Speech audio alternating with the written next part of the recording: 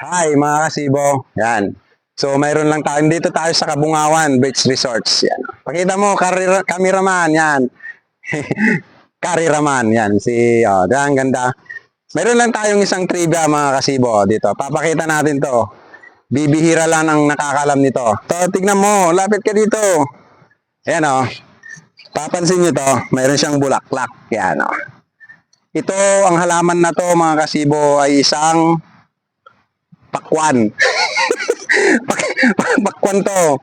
Yan, sa mga hindi nakakalam, ito ay isang pakwan. Makikita nyo dito yung kanyang bunga. Lapit ka dito, kariraman. Yan.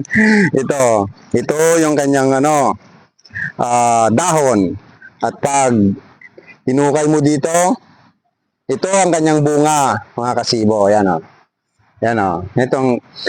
Pag kinain mo to, madaming sustansya ang makukuha mo dito. Mayroon tong vitamin A, vitamin B, vitamin C, at saka vitamin E na magagamit sa utak. Pampatalino to mga kasibo. Pag kinain mo to, ikaw ay magtataglay ng pambihirang galing. Yan.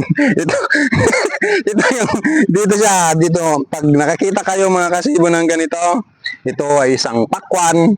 Tapos pag ginuka nyo dito, may makukuha kayong kanyang bunga. Yan, ito yung bunga ng pakwan na ito. Ito. Magagamit upang lalong tumalino at lalong gumaling.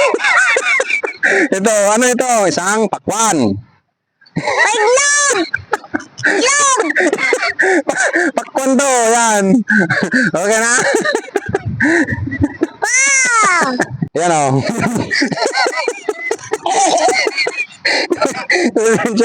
Ano to? Yan, ito ang kanyang bunga. Ito ay isang pakwan. Yan o.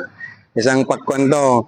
Pag kinain mo to, madami siyang vitamins na nakukuha. Vitamin A, vitamin B, vitamin G, at saka vitamin E na magagamit sa utak. Yan. So pag kumain ka nito mga kasibo, ay lalong kaway tatalino. Yan. So lahat ng matatalino, ito ang kinakain nila. Pakwan na dito nakukuha sa dito. Yan o.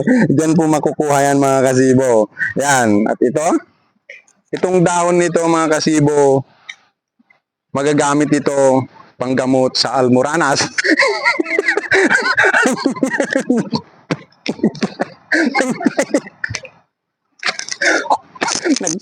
Nagpait gaya. Yan.